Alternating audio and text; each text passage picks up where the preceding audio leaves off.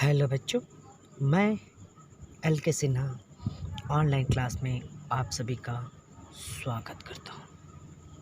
तो आज हम कक्षा 10वीं में एक नया अध्याय पढ़ेंगे। जी हाँ, अध्याय 3 तत्व यौगिक और मिश्रण के बारे में पढ़ेंगे इसमें, क्योंकि हम इस अध्याय में आवर्त सारणी मतलब इस दुनिया में कितने प्रकार के तत्व पाए जाते हैं उसके बारे में जानना चाहेंगे। लेकिन इससे पहले हमें तत्व और यौगिक और मिश्रण के बारे में जानना जरूरी है, क्योंकि अध्याय का नाम तत्वों के आवर्ती वर्गीकरण है। तो इसलिए मैंने पहले तत्व और यौगिक मिश्रण कहा है ताकि हम इसे आसानी से समझ सकें। तो जिस तरीके से मैंने मिश्रण के वितकों के घटकों के बारे में आप लोगों को बताया था, ठीक है, उसी प्रकार से ठीक आज हम शुद्ध पदार्थों के प्रकार जानेंगे, क्योंकि शुद्ध मिश्रण किस प्रकार से प्राप्त होते हैं उसके बारे में अध्ययन करेंगे। ठीक, तो सबसे पहले शुद्ध पदार्थ, तो सबसे पहले पदार्थ होता है, यौगिक और मिश्रण भी होते हैं। तो तत्व जैसे ए और बी दो तत्व है, आपस में मिल गए तो क्या निर्माण करता है? ये यौगिक का निर्माण करता है। ठीक है, जैसे कि जल हाइड्रोजन और ऑक्सीजन से मिलकर बना हुआ एक यौगिक होता है। ठीक है, इस प्रकार से मतलब तत्व है क्या है आप, तो इसके बारे में रॉबर्ट बॉयल ने सबसे पहले बताया था। उन्होंने तत्व शब्द का प्रयोग सबसे पहले 1661 में किया था। किसने? रॉबर्ट बॉयल ने। उसके बाद एंटोनी लाविजिए ने इन्होंने तत्व के मूलभूत रूप को रासायनिक अभिक्रिया द्वारा क्या किया था? समझाया था कि इसे और सरल पदार्थों में विभाजित नहीं किया जा सकता। इन्होंने ये चीज़ें बता दिया था, मतलब रासायनिक प्रयोग करके बता दिया था कि इन्हें और बराबर विभाजित नहीं कर सकते सरल भागों में, ये सबसे छोटी इकाई होती है। तो इससे तत्व की परिभाषा उभर के आई। और तत्व से क्या मिलते हैं? धातु और अधातु और उपधातु भी प्राप्त होते हैं। किससे? तत्व से ही प्राप्त होते हैं। ठीक है, तो सबसे पहले हम किसके बारे में पढ़ेंगे? धातु के बारे में। तो धातु होती क्या है? देखो, ये चमकीले होते हैं, इनका रंग चांदी जैसा सफ़ेद या सोने जैसा पीला होता है। ठीक, और ये ताप तथा विद्युत के क्या होते हैं? सुचालक होते हैं। और इन्हें तन्य होते हैं, अर्थात इन्हें तार के रूप में खींचा जा सकता है। इनमें खिंचाव की क्षमता पाई। ये आघातवर्धनी होते हैं, यानी मारने पर टूटते नहीं हैं। ठीक है, फैल जाते हैं। इसके अलावा ये प्रतिध्वनि पूर्ण होती है, मतलब इनसे आवाज़ निकलती है। तो धातु के उदाहरण क्या हो गए? आप सोचिए कि क्या क्या हो सकते हैं जो धातु हो सकते हैं। आपके आसपास बहुत सारी चीज़ें हैं, जैसे कि सोना, चांदी, तांबा, लोहा, सोडियम, पोटेशियम। ठीक है, ये सभी चीज़ें हैं। अब आपके दिमाग में क्या चल रहा होगा कि ये सब चीज़ों में है क्या? तो पारा याद रखिए, पारा ऐसा धातु जो कमरे के तापमान पर द्रव्य रूप में रहता है। ठीक है, अब दूसरी चीज़ आती है कौन सी? अधातु। अधातुओं के गुण होते हैं, ये विभिन्न रंगों के होते हैं, ताप और विद्युत के कुचालक होते हैं। ठीक है, इनमें विद्युत धारा प्रवाहित नहीं होती, ये चमकीले भी नहीं होते और इनमें प्रतिध्वनि भी नहीं होती, मतलब टकराने पर कोई आवाज़ या पीटने पर कोई आवाज़ नहीं करता है। अब इसके उदाहरण सोचिए आप, क्या हो सकते हैं? इसके उदाहरण है हाइड्रोजन, ऑक्सीजन, कार्बन, ब्रोमीन। नाम जो बोल रहा हूँ आपको अजीब लग रहा होगा, परंतु यही अधातु है। तीसरी चीज़ आती है उपधातु, जिनके गुणधर्म धातु ठोस और अधातु दोनों से मिलते हैं, उन्हें हम उपधातु कहते हैं। ये धातुओं जैसे चमकीले होते हैं और विद्युत के अर्धचालक होते हैं, मतलब कभी चालक और कभी अचालक के समान। ये आघातवर्धनी और तन्य नहीं होते, मतलब टूट जाते हैं। Boron, silicon, germanium. ठीक, तो ये क्या है? उपधातु है। अब इनके उदाहरण तो सिंपल सी परिभाषा होगा, दो या दो से अधिक तत्व आपस में मिलते हैं तो क्या पाते हैं? हमने दो चीज़ें देखी, इन तीनों चीज़ों में हमने क्या क्या देखा? आइए एक प्रयोग करके इसे समझने का प्रयास करते हैं। सबसे पहले हमने 50-50 ग्राम क्या लिया, लोहे का चूर्ण लिया और 3-3 ग्राम सल्फर लिया। पहली प्याली में हमने लोहे का चूर्ण और सल्फर डाल दिया और दोनों को मिक्स किया। लोहे की चूर्ण सल्फर पाउडर का मिश्रण प्राप्त हुआ। इसे दूसरी प्याली में सल्फर के साथ और डाल दिया और इसे दूसरे सल्फर पाउडर के साथ रखा। अब लोहे की चूर्ण और दूसरी प्याली को हम क्या करते हैं, गर्म करते हैं। तो दूसरी प्याली में देखिए रंग बदल गया है। पहली प्याली और दूसरी प्याली दोनों में रंग बदल गया है। एक में फेरस सल्फाइड है और दूसरे में क्या है, लोहे का चूर्ण है। मतलब ये दोनों क्रिया करते हैं आपस में, तो हाइड्रोजन बाहर निकलती है, जिसके कारण रंगहीन, गंधहीन और क्या होता है, ये ज्वलनशील होता है। फेरस ये हाइड्रोजन सल्फाइड निकालता है जो रंगहीन, ठीक है, और क्या गंध सड़े अंडे जैसी होती है हाइड्रोजन सल्फाइड की। तो दो तत्व अलग अलग क्रिया करते हैं। अब इनके चुंबकीय गुण के अध्ययन करें तो चुंबक को लाते हैं तो देखो एक के पास कोई परिवर्तन नहीं और दूसरे के पास ले जाने पर देखो उसके छोटे छोटे अणु उस पर चिपक जा रहे हैं। मतलब लोहे के कण उस पर क्रिया कर रहे हैं, क्योंकि लोहे के कण जो होते हैं वो चुंबक अपनी ओर खींच लेता है। मतलब उसमें चुंबकीय गुण विद्यमान होता है, जबकि फेरस वाले दूसरे प्याले में चुंबकीय गुण नहीं होता। ये इससे स्पष्ट होता है। इसके अलावा पहली और दूसरी प्याली को रखते हैं तो पहले में चूर्ण, लोहे का चूर्ण और सल्फर था, दूसरे में चूर्ण सल्फर का मिश्रण ही था, लेकिन एक में फेरस सल्फाइड बना हुआ था, जिसके कारण अब रंगहीन, मतलब अंतर है, ठीक है। दोनों में एक में हाइड्रोजन गैस निकल रही है, एक में हाइड्रोजन सल्फाइड निकल रही है।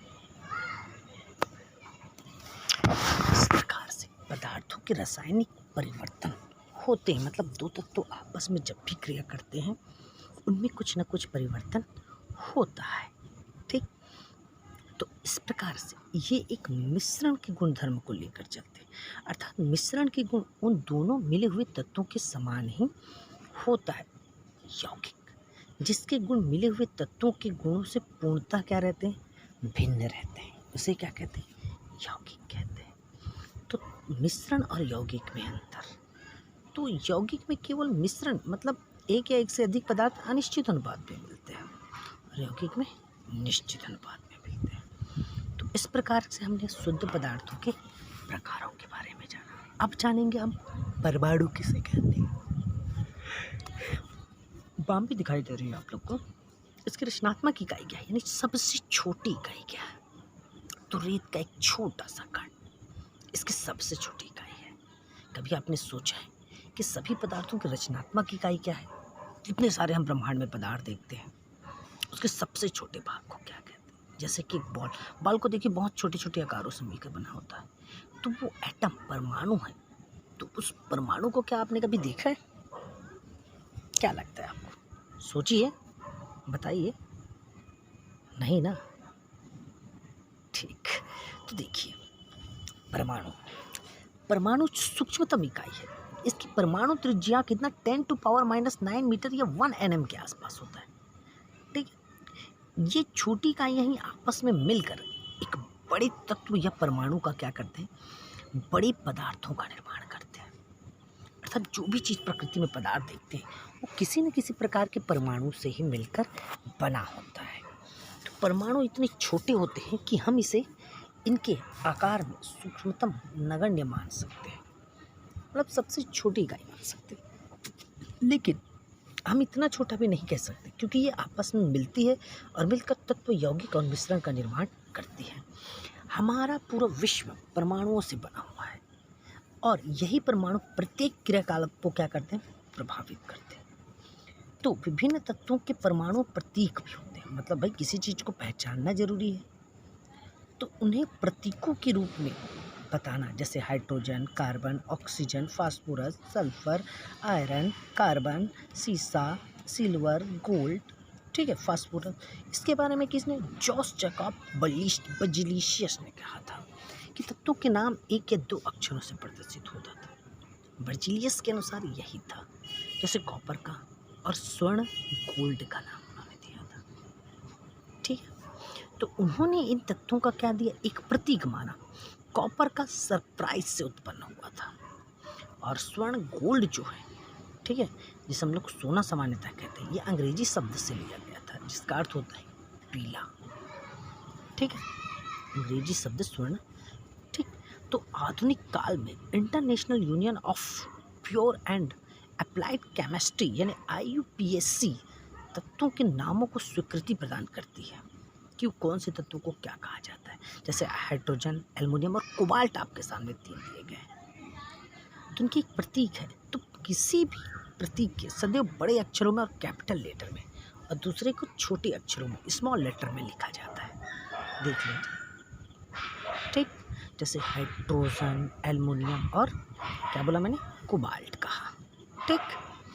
तो इन तत्वों की जो खोजों की संरचना होती है, ये कुछ तत्वों के प्रतीक उनके अंग्रेजी नामों के प्रथम अक्षर तथा बाद में आने वाले किसी एक अक्षर को संयुक्त करके भी बनाते हैं। जैसे क्लोरीन, क्लोरीन कैसा बना है, क्लो और लो एल लिया है, जिंक में जी और एल लिया है। ऐसे तत्वों के प्रतीकों को लैटिन या जर्मन, ग्रीक भाषाओं और उनके नामों से बनाया जाता है, ठीक है। इसके अलावा लोहा, जिसे हम लोग आयरन कहते हैं, आयरन तो कहते हैं, जो कि लैटिन नाम फेरस से उत्पन्न हुआ है, फेरम जिसे कहते हैं, सॉरी। तो सोडियम, सोडियम का क्या है, Na है। पोटेशियम का क्या है, K है, ठीक है। नाइट्रियम और कैलनियम से उत्पन्न हुई है, ठीक। तो इस तरीके से तत्वों का एक प्रतीक होता है। एल्युमिनियम का Al होता है, आर्गन का Ar, बेरियम का Ba, बोरॉन का B, ब्रोमीन का Br। ऐसे सभी तत्व होते हैं और तत्वों के क्या होते हैं, अपने प्रतीक होते हैं। अब आता है द्रव्यमान क्या कहता है, परमाणु द्रव्यमान। इसके बारे में सर जॉन डाल्टन ने कहा था, परमाणु द्रव्यमान, एटॉमिक मास जिसे कहते हैं, किसे कहेंगे। तो भाई परमाणु की एक संरचना आप लोगों ने पढ़ा है, ठीक है, कि उसमें क्या रहते हैं, उसमें इलेक्ट्रॉन और प्रोटॉन दोनों रहते हैं। तो परमाणु के द्रव्यमान को ज्ञात करने के लिए रासायनिक संयोजन के नियमों का उपयोग किया जाता है एवं उससे उत्पन्न यौगिकों के द्वारा सापेक्ष द्रव्यमान भी हम क्या कर सकते हैं, ज्ञात कर सकते हैं। उदाहरण के तौर पे अगर मैं बताना चाहूँ आप लोगों को, तो देखिए ये क्या है, ये एक कार्बन मोनोऑक्साइड है, मतलब कार्बन प्लस ऑक्सीजन दोनों से मिलकर बना है कार्बन मोनोऑक्साइड। यानी 3 ग्राम क्या है, कार्बन है, 4 ग्राम क्या है, ऑक्सीजन है। तो टोटल कितने ग्राम हुए, ठीक। तो कार्बन अपने 4/3 गुना अधिक द्रव्यमान वाले ऑक्सीजन के साथ क्या होता है, संयुक्त होता है,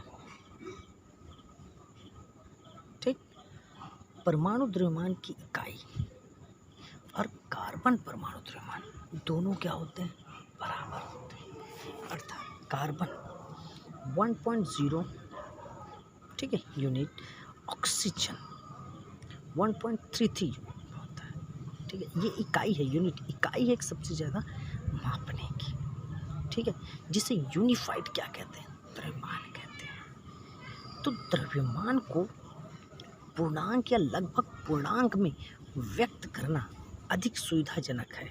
आगे चलकर वैज्ञानिकों को ने परमाणु द्रव्यमानों को भिन्न भिन्न इकाइयों को शोध की और देखा कि हर तत्व का अपना एक विशेष क्या होता है, परमाणु द्रव्यमान होता है।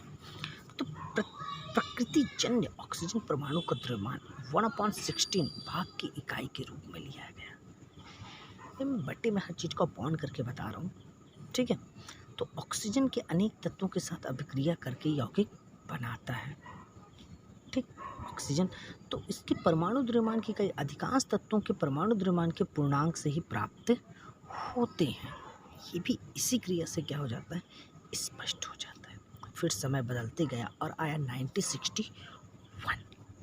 मैं ऐसा क्यों कह रहा हूँ, क्योंकि इसी सन में परमाणु द्रव्यमान इकाई की एक समस्थानिक कार्बन 12 के समस्थानिक की खोज की गई, ठीक है। इस समस्थानिक से ये जैसे कि कैसे समझेंगे, जैसे कि एक उदाहरण बताता हूँ आप लोगों को, ठीक है।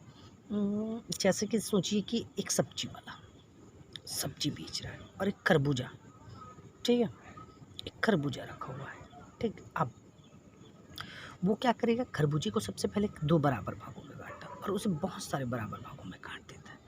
अब बराबर भागों में काट कर वो वेइंग करता है उसका, एक तरफ एक भाग को रखता है, दो तरफ दो को सेब को रखता है, तो बराबर आता है क्या? 3 आम को रखता है तो बराबर आता है। मतलब देखो, पदार्थों को बदलने से उसका द्रव्यमान बदल रहा है। तो सापेक्ष पहल द्रव्यमान मतलब कहने का अर्थ होता है कि उसके बराबर के तत्व आपस में क्रिया कर सकते हैं जो एक दूसरे के पूरक के रूप में हो सकते हैं। तो ये कुछ परमाणु दिए गए हैं और उनके द्रव्यमान दिए गए हैं, अर्थात किसी भी तत्व के सापेक्ष परमाणु द्रव्यमान को उसके परमाणुओं के औसत द्रव्यमान का कार्बन 12 परमाणु के द्रव्यमान के 1/12, ठीक है, कितना 1/12 भाग के अनुपात द्वारा परिभाषित किया जा सकता है।